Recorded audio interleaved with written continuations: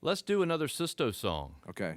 This is one that kind of reminds me of a bit closer to home. It's kind of inspired by my life growing up in South Carolina, but it's called Life is Suffering.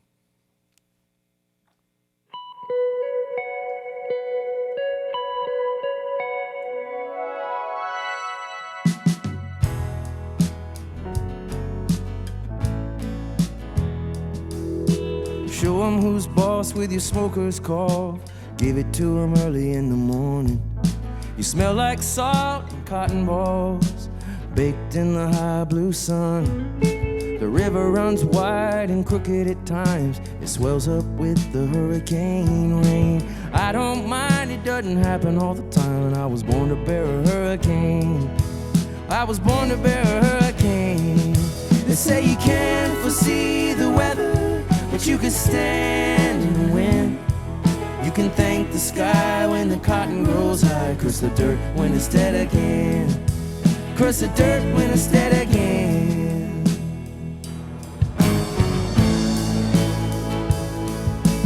Life is suffering, but love and family make hard work in the hot sun okay when the day is done.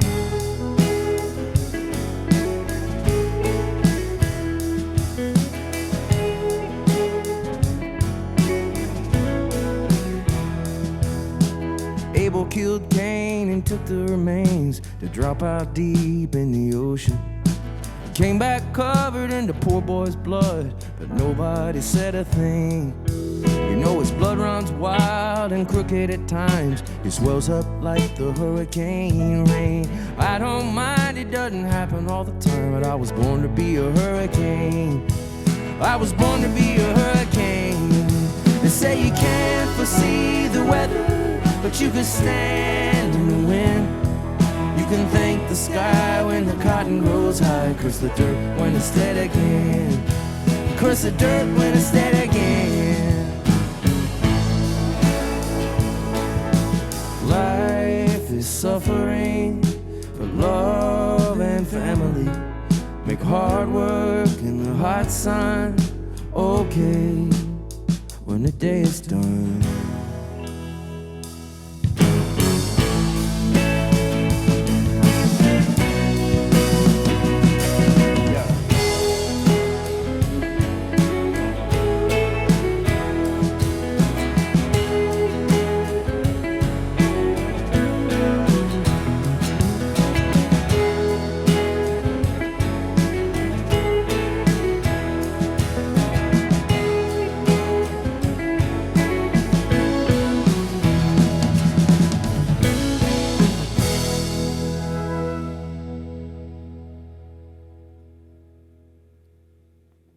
It's WNCW live in Studio B. It's Susto, Life is Suffering, the new album Time in the Sun.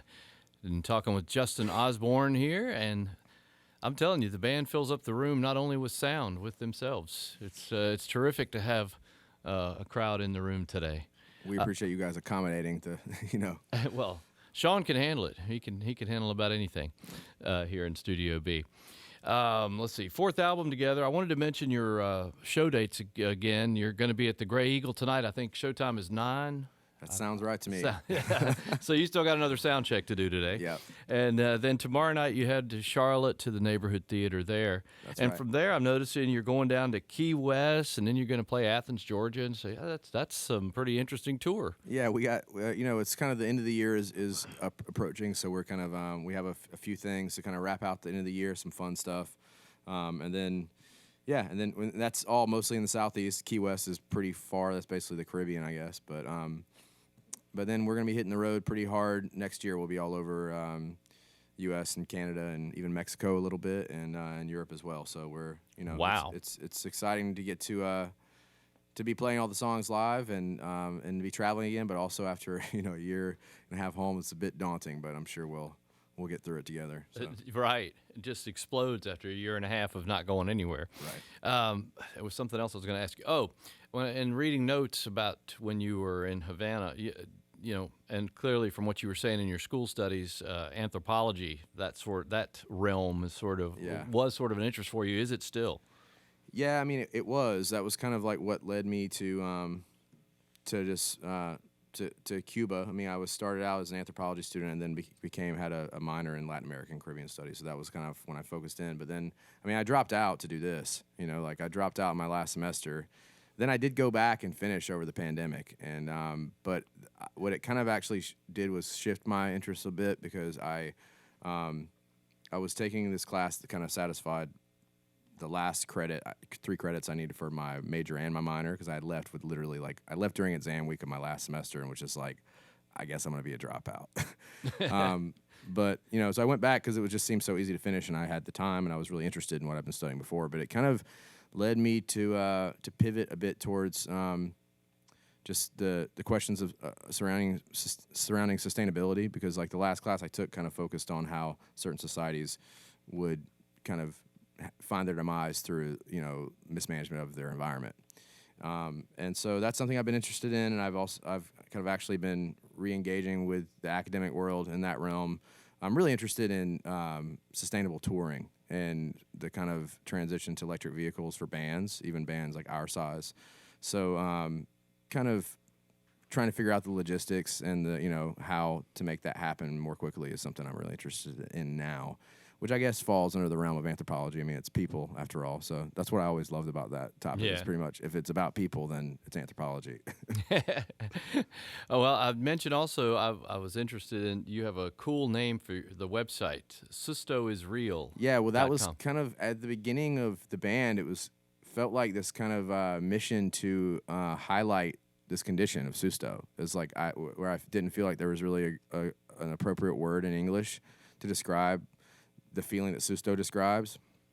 And so just like, and it also, even in the academic text, it being described as this like folk illness, like to me was a little insulting. And I was like, you know, this is like, I feel like I experience this too. And like, so Susto is Real is just like, you know, the experience of Susto is a real thing that everyone is experiencing either constantly or at times in their life. So, yeah, that's where the website and also like our Instagram, all that stuff, Susto is Real. That's our thing. And, you know, I don't know if people know why it's that, but they follow us anyway, and I appreciate it.